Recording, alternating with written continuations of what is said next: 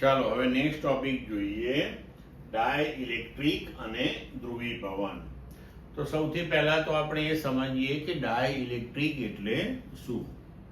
તો ડાયઇલેક્ટ્રિક પદાર્થો એટલે કે અવાહકો જે હોય એને ડાયઇલેક્ટ્રિક પદાર્થો કહેવામાં આવે છે. ડાયઇલેક્ટ્રિક પદાર્થો જે છે એ પાછા બે પ્રકારના હોય છે, ધ્રુવીય કે અધ્રુવીય. હવે ધ્રુવીય કે અધ્રુવીય ડાયઇલેક્ટ્રિક પદાર્થ એટલે શું પાછું? તો અધ્રુવીય ડાયઇલેક્ટ્રિક પદાર્થો એવા હોય છે કે જેના અણુઓ જે છે એ કાયમી ડાયપોલ ચાક માત્રા ધરાવતા હોતા નથી.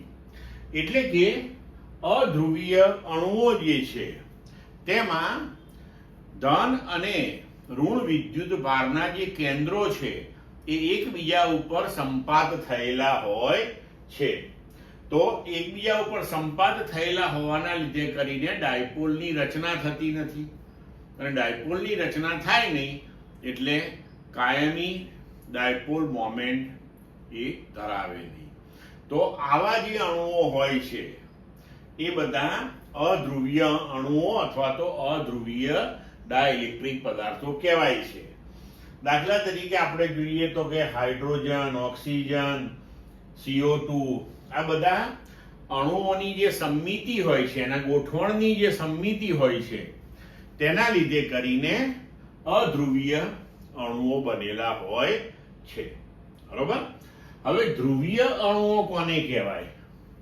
તો જે અણુઓ કાયમી ડાયપોલ મોમેન્ટ ધરાવતા હોય, એટલે કે આ અણુઓ એવા હોય છે કે જેમાં ધન અને ઋણ વિદ્યુત ભારના કેન્દ્રો જે છે એકબીજા ઉપર સંપાત નથી થતા, એકબીજાથી થોડાક અંતરે ગોઠવાયેલા હોય છે, એટલે એ કાયમી ડાયપોલ મોમેન્ટ ધરાવતા હોય છે.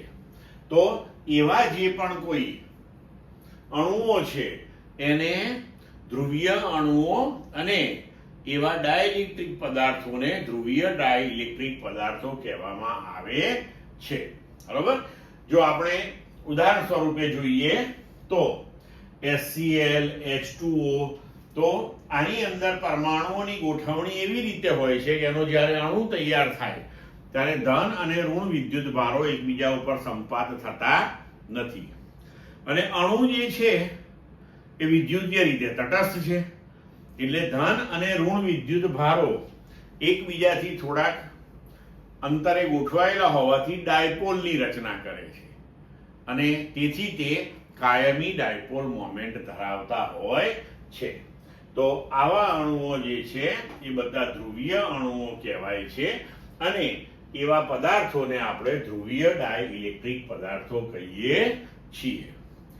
હવે એનું ધ્રુવીભવન આપણે સમજીશું. અહીં સુધી ક્લિયર મિત્રો?